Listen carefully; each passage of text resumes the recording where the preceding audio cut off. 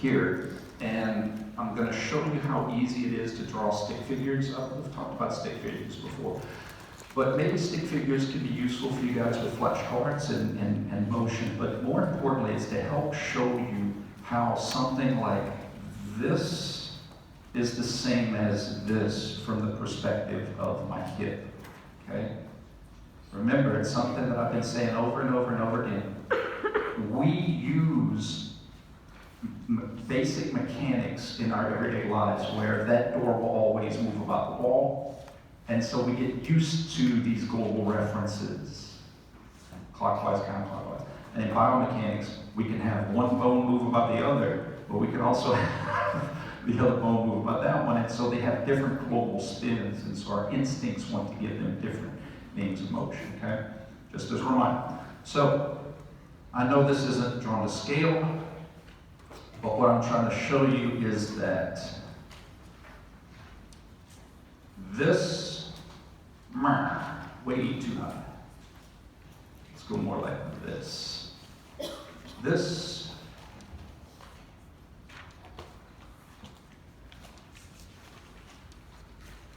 is the same as that.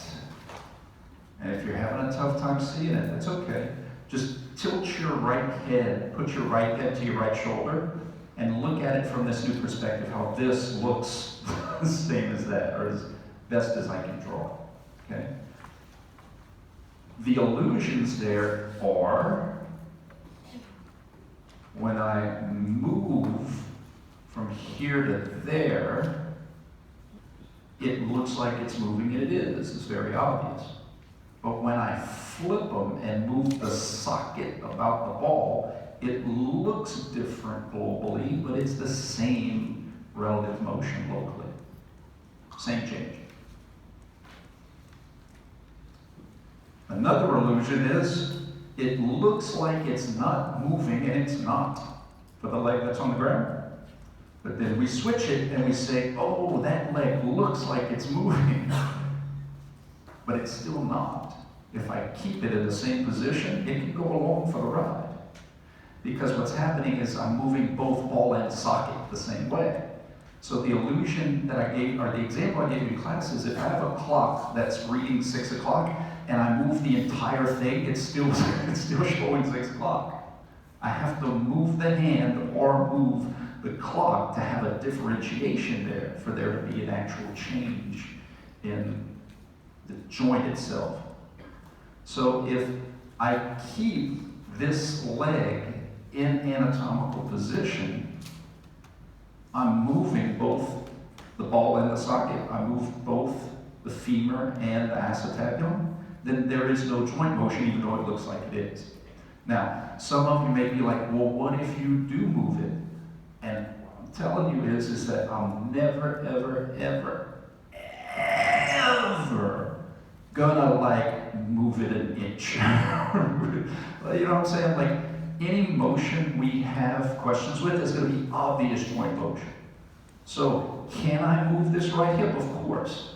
But if I do it on a test, I'm gonna be like, I go from here back to there, or I go here, I'm never gonna like, it's never going to be small. And I'm going to use keywords, stayed in anatomical position, rigid link. I'm going to use some subjective words that say that it stayed the same from the joints perspective. But you can understand how tempting that is for someone who doesn't quite get it. And that's okay. Sometimes missing it on the test helps you get it. And at the end of the day, that's the job I'm in. I'm in so you can get it. But you can understand how someone would be like, that has to be right hip extension. You can see why someone with the leg would. And joint motion isn't about something just moving relative to the classroom. It's relative to the bones that make up the articulation itself. Yes? Okay. How about this one?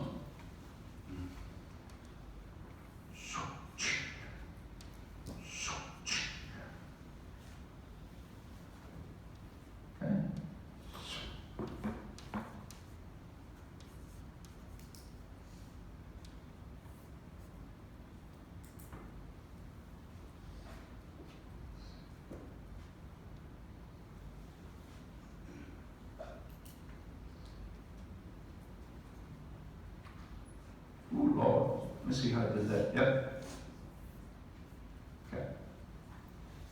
So here we have a similar question. It's just that we did this instead of this. Same concept, except the illusion is, whoa, leg going forward. It must be, no, not necessarily. Straight line, this could still be an anatomical position, but the other hip extended or had extension. Okay?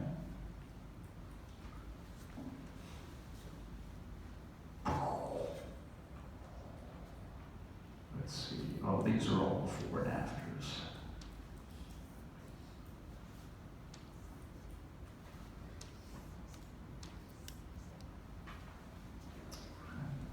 So, flexion going back would be extension. It's like if I started in anatomical, if I went from here to there versus from there to here. Flexion, extension. It's hard to see which leg, so we can infer either one, it doesn't matter. Right hip extension, right hip flexion. From here to there, right hip extension, right hip flexion. On the test, obviously, I'm going to make it obvious which hip, or I'm going to communicate what motion happened in the right hip, left hip. I'm always going to give you enough information to solve the problem. And if I don't give you enough information, that's when it's fair for you to, like, just want to make sure that you have all of it. And I may look at you, oh, you're right. Okay, let's say right. So those kind of questions are fun. But what I can't answer are questions that literally give you information that I taught you in class. Okay? All right. Now, to the fun stuff.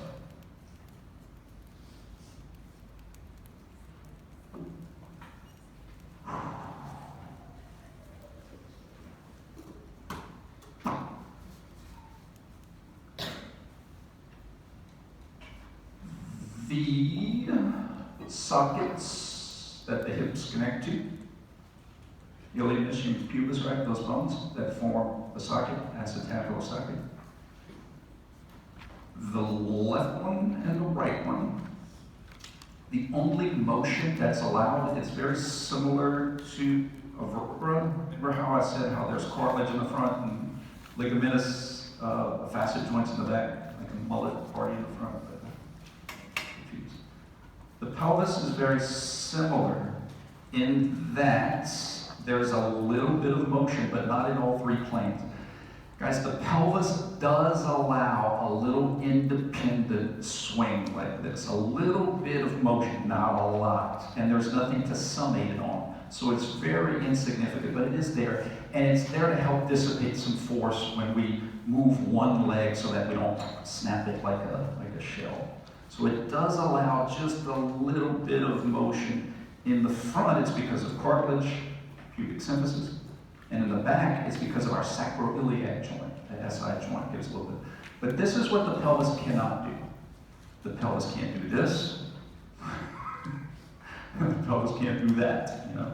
Unlike our scapulas, which can independently kind of move a heck of a lot more than our pelvis. So, for the purposes of this class, we're going to say, yeah, it has a little bit, but that's not enough to be real significant in terms of contributing to independent motion. So we're going to just kind of look at that pelvis as a cement block, as a rigid block.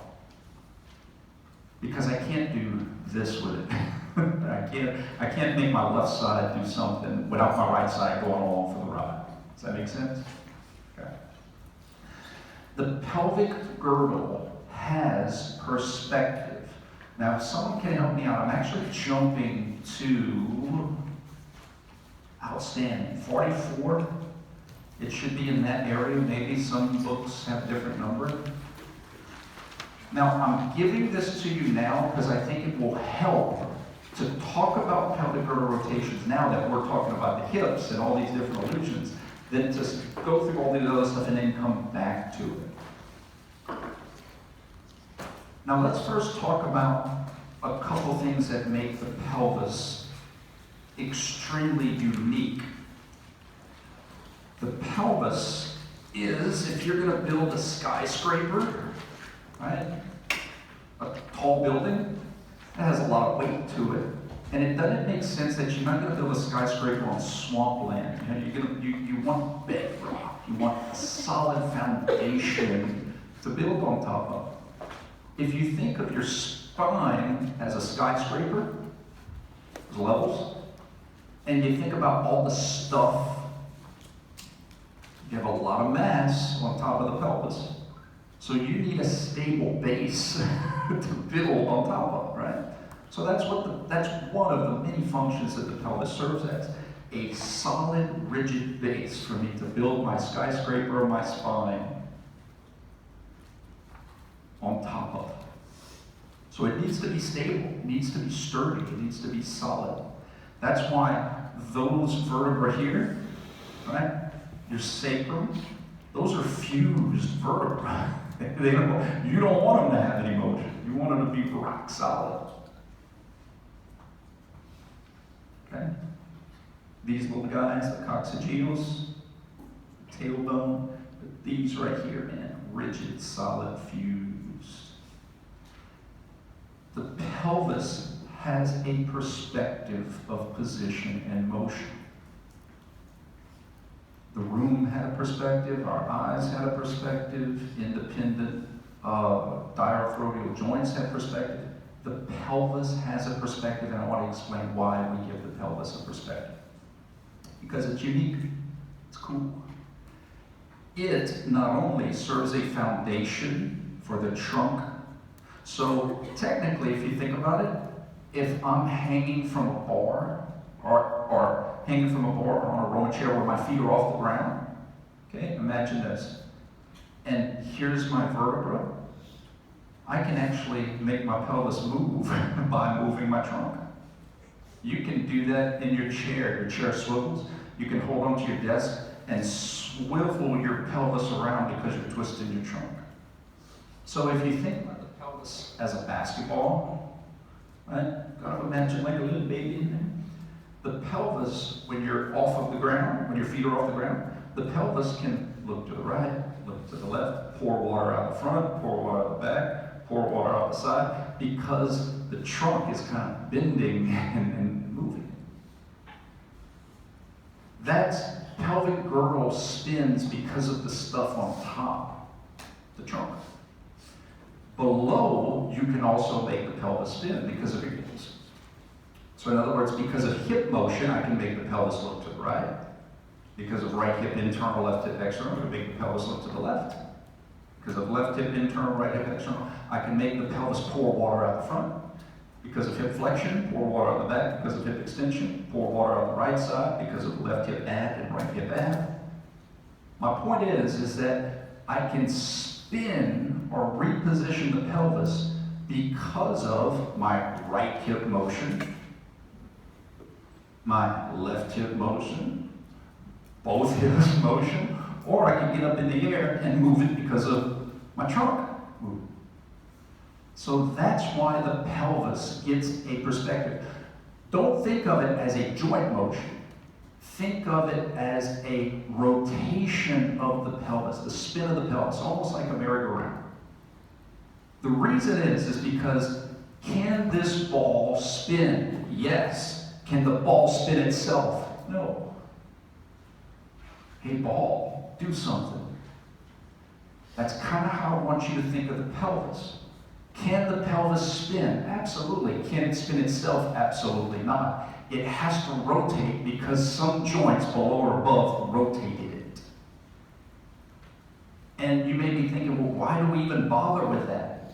Well, in kinesiology, it's a heck of a lot easier sometimes to discuss how the pelvis is spinning if we understand what's spinning it, than to be redundant and say, when I'm swinging, I'm internally rotating my left hip and externally rotating versus left spin of the pelvis.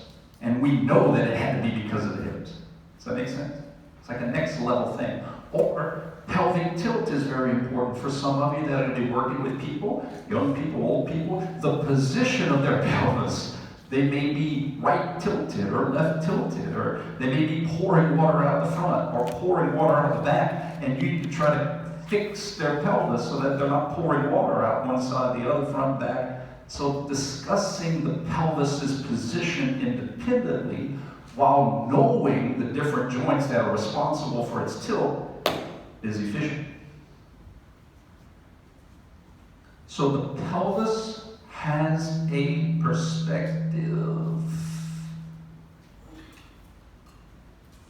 Pelvis has a perspective. So in anatomical position, everybody's seeing the same thing. My eyes, my joints, the pelvis. One way I like to look at the pelvis's perspective is, let's see, this is not going to be a very pretty pelvis. Does it look like a toaster? These little landmarks, all right? What do we call those little bony landmarks? You remember? Anybody? Anterior, superior, iliac spines, right? ASIs. Now they have anterior, inferior. That's these little bad boys. That's where your rectus femoris, where your quad inserts. But these are just some. Man, I got a hip point. It's just a big bony point in the front that's not surrounded by a lot of adipose or muscle. It's just bone. Like when you're like a skinny kid, they'd be like, God, they don't you bony, right? Because your pelvis, you have anterior, superior iliac spines popping out. What's good about the ASIS is that even if you can't see it, you can feel it. And it's the concept that these bones can represent how the pelvis is positioned or moving, because I can't move them independently. If I go this way to pour water out the front of a glass, guess what? Both ends are going to move. And if this is a glass or a bucket and I pour water out the left, both ends are going to move. If I pour water out the front, both ends are going to move back. Okay? So I like to just imagine, even if we can't literally see them, that the anterior superior iliac spines from left to right represent like an imaginary level. Y'all know what a level is? Like it has the little fluid and a little bubble, and you can lay it on things like this desk and see the bubbles like gonna rise to the top because the desk is curved. So I like to look at the pelvis like this. And how many different ways can we spin something? How many dimensions? How many rotational dimensions? 3, good, 3 ways. Front roll, back roll, cartwheel, right, left, spin, right, left. So 3 ways of spin, 3 dimensions of spin. So that means we're gonna have to account for 6 types of spin. 2 in each dimension, right? Okay. So watch. Without naming them, I'm going to show you the different ways the pelvis can spin because of motions in the body. Front and back, anterior, posterior, front roll, back roll, frontal plane, right spin, like imagine if the basketball spun the same way. Roll to the right, right lateral spin, left lateral spin, or you can imagine it like this. This might be silly, don't care. You can imagine like if you were going to do a cartwheel to the right, or a cartwheel to the left. Like a right cartwheel, a left cartwheel. Yeah. Okay. And then the last one, thank you. I was going to try to do something cool, but I ended up like doing some like concussion or something. I got nothing. What plane did I leave out? What plane? Transverse. This is the easiest because it's like a merry-go-round. I can spin to the right or spin to the left. Now, notice right and left were used twice. That's okay. Right and left doesn't mean anything in the sagittal other than my right or my left. But right and left can mean something in both the frontal and the transverse. Do a cartwheel to your right. Do a cartwheel to your left. Spin to the right, spin to the left. You don't do an anterior roll to the right or to the left unless you have a global reference to the right of class, to the left of class. So that's important not to confuse right and left frontal with the right and left transverse. Okay? So here's how it works. The pelvis can rotate. That is a big R word. And reason we have the R word for rotation is from the pelvis's perspective, it's always going to be more pure than anything, because the pelvis is like a little block, and the center of mass of the pelvis is somewhere in the middle. And whether or not the pelvis is doing this, or this, it's kind of spinning about its center of mass from the pelvis's perspective. So all of the different types of spin that the pelvis can do, even though it's because of hips or trunk, as we're going to get to, is going to have rotational words to them, because it literally is about the spin of the pelvis and nothing more. Okay? So these pelvic girdle rotations have two parts to them. First is the pelvis spinning? That's either a yes or a no. Is it rotating? If the answer is yes, you just have to communicate how. Is it spinning like this, like this, like this, like this, like this, like this? The next question is always, well, what spun it? Is the basketball spinning? That's a yes or no question. Is the basketball spinning? No. Is the basketball spinning? Well, let's see if I can do that. Yes. Because of what? Because of my left hand. My left hand spun it. Is the pelvis spinning? Yes. Because of what? My hips. my internal and external rotation of the hips spun the basketball. Sometimes we're going to see how the trunk can spin. And you say, is the pelvis spinning? Yes. Spinning because of what? The trunk doing this, so the trunk doing that. You see, that's kind of a two-part question. Okay? The pelvis is unique because it can be spun because of what's below it and or what's above it. Okay? So let's talk about the different rotations.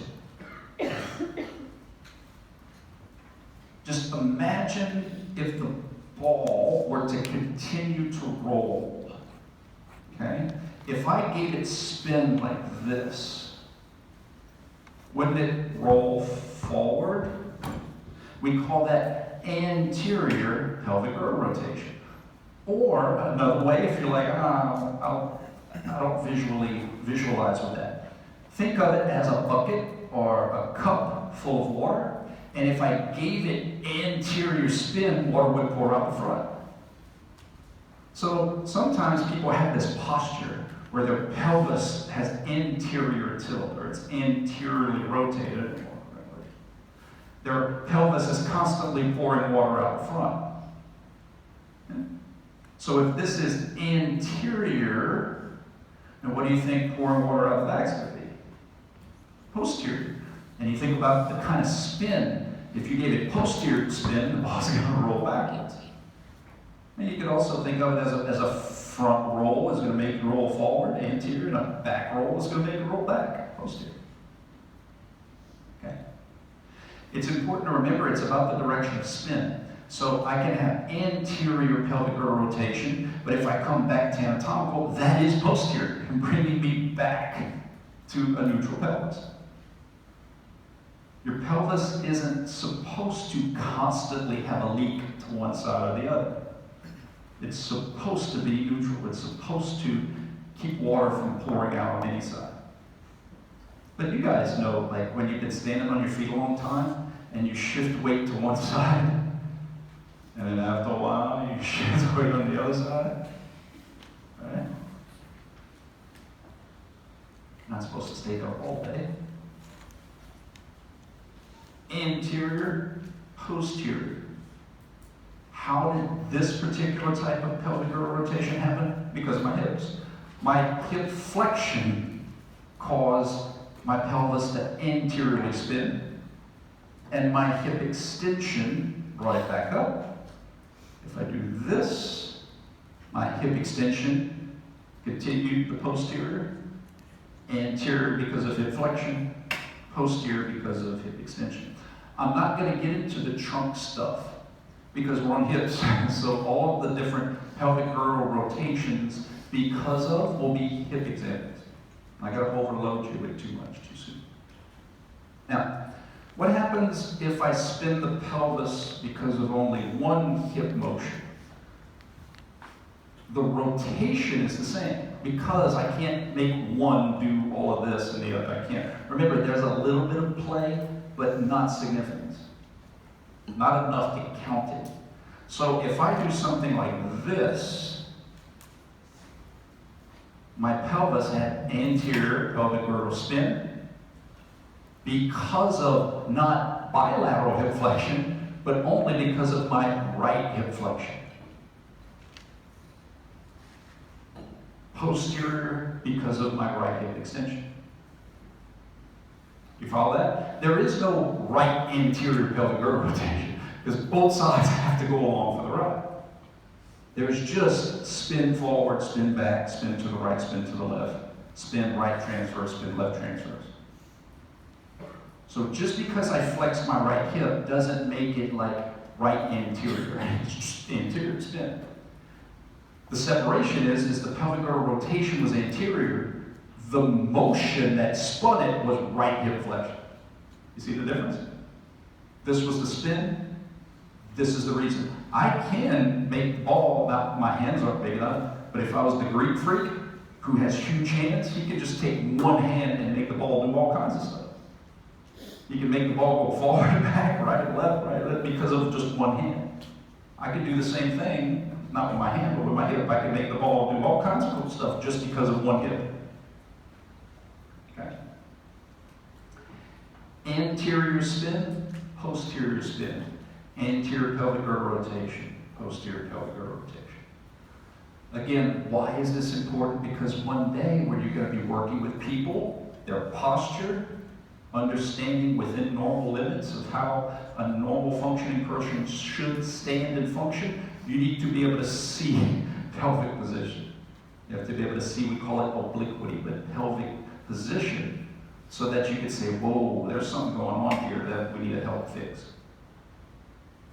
If they're constantly, if you have a leak in one of your pipes, you're going to call someone to fix the leak.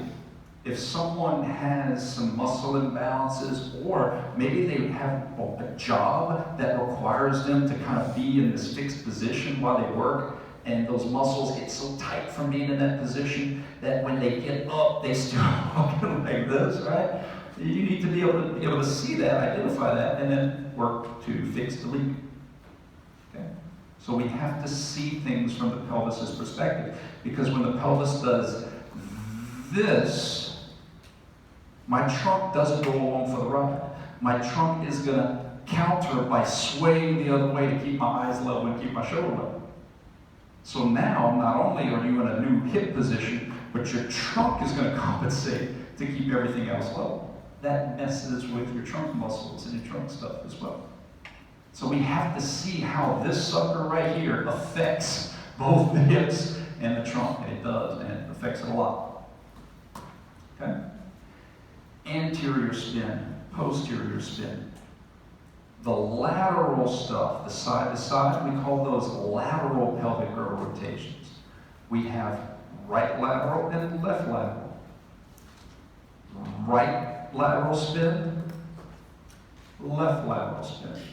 It actually follows the same concept as spinning the ball. If I gave the ball anterior spin, it'd roll forward. Well, if I give the ball right lateral spin, it's going to want to roll to the right. And if I get it left lateral spin, my precious. If I give it left lateral spin, it's going to roll to the left. Mine. Thank you. Okay, here is what can be confusing. Global and local references. It's all about the spin. It's not about how it's moving linearly. These are rotational concepts. So what can happen is this. If anybody play ball, and I do this with my boys sometimes when we just play in the yard, and they think I'm a wizard because they're too young to understand like physics. and I'll do a pass where I'll spin the ball and the ball will spin back. So our instinct is to say, oh, ball went this way. It went to my left. It shifted. It went linear to my left, so it must be left lateral. But remember, all of this is about the rotation. So just because the ball went that way doesn't mean the rotation was that way. The rotation was right. Even though when the ball left my hand, it went linearly left. Your pelvis does that thing. Your pelvis does that when you shift your weight. What I mean by that is when I shift my weight on my left leg, the stuff translates to the left, but the spin is back to the right. Yeah? I feel like I'm modeling these. This is important. Rotations and translations live in two different worlds. They're applied to our world, but they are two separate types of motions. So just because you see something shift this way doesn't mean the spin is that way. If you don't follow the spin concept, think of it as pouring water out your bottle or your glass. In other words, even if the glass shifts to the left, if it does this, it's pouring water out the right side. You have a leak on the right. And if I do this, it's pouring water out the left side. It will leak to the left. This can be applied to anterior posterior too. If I bring my booty back, but the spin is forward, right? It's pouring water out the front. So someone may say, no, that has to be posterior because I saw the behind go back. It's not about the straight line stuff. It's about the rotational stuff. So that can trick people because you're wanting to take a rotational concept and apply it to the linear world. Something went forward. But it's not about that. It's about how did it spin. Okay? So let's look at not just the pelvic girdle rotations, but what was responsible for the pelvic girdle rotations. Remember, two-part questions here. If I start here and I do this, did the pelvis rotate? Yes. How did it rotate? Right lateral. What rotated it? Left hip abduction, right hip abduction. That's what actually spun the ball. If I did this, did it spin? Yes. How did it spin? This way. What spun it? This did and this did.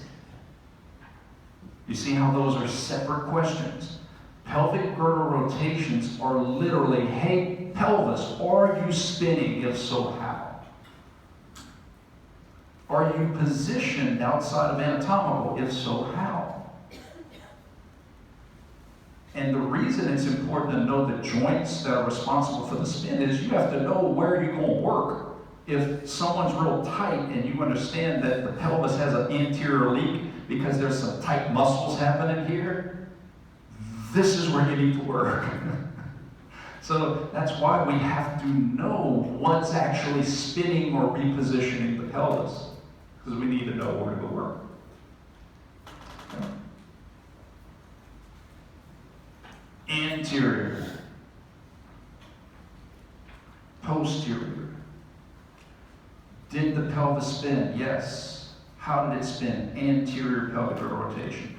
What spun it? Bilateral hip flexion in this example. Did the pelvis spin? Yes. How did it spin? Posterior pelvic girdle rotation. What spun it? My bilateral hip extension.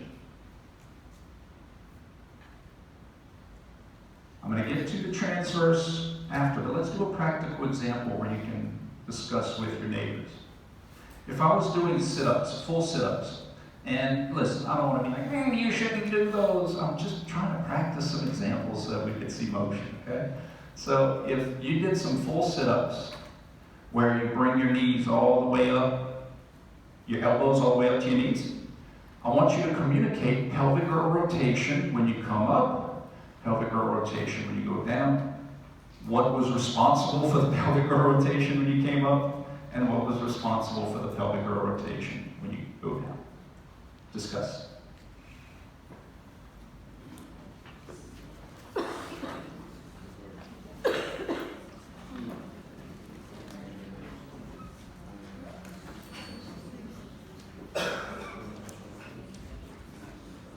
this helps, I drew like a start picture.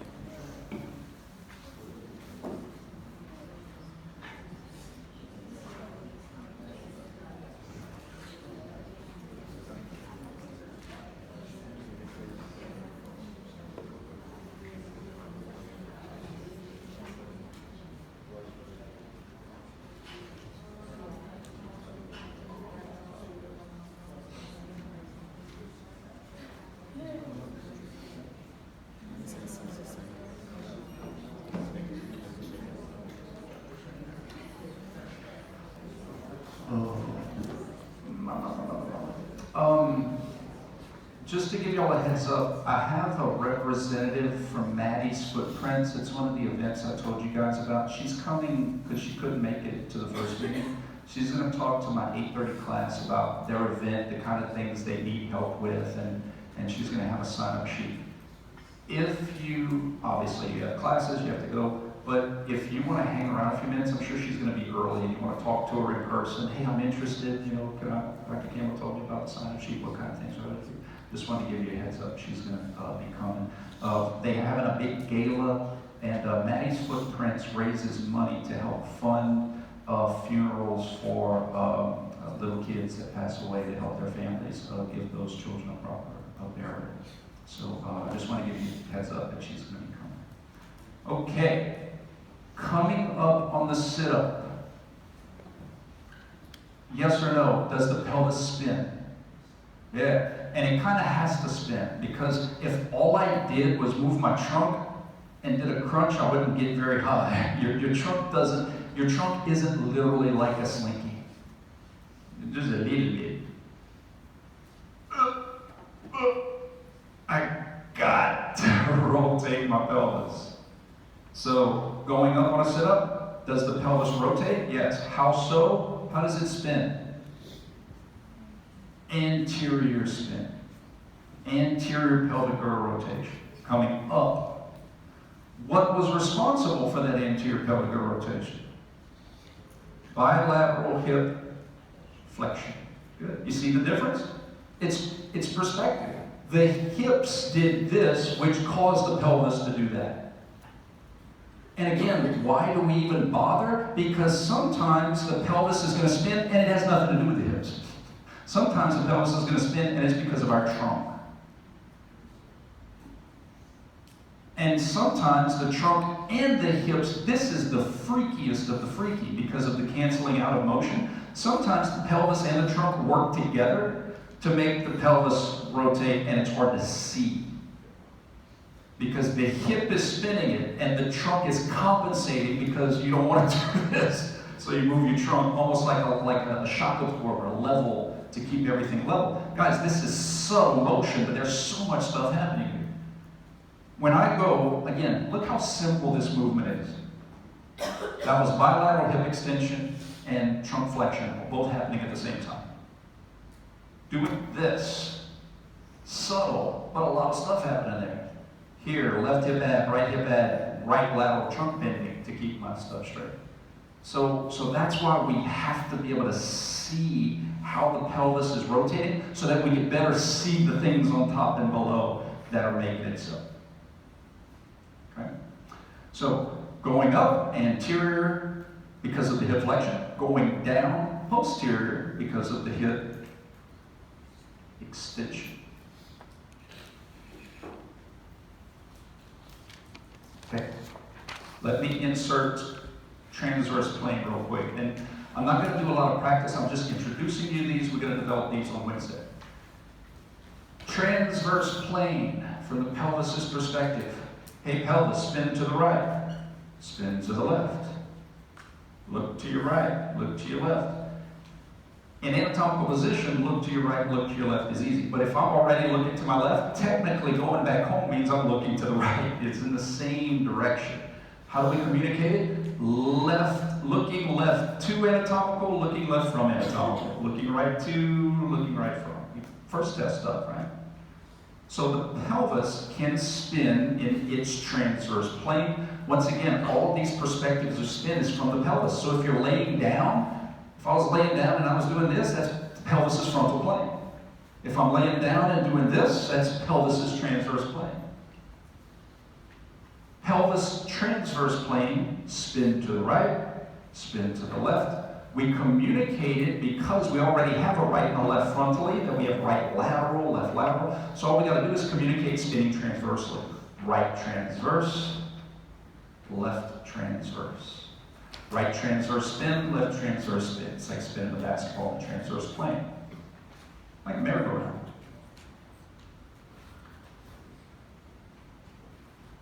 On Wednesday, we're going to get into all the different ways you can spin it.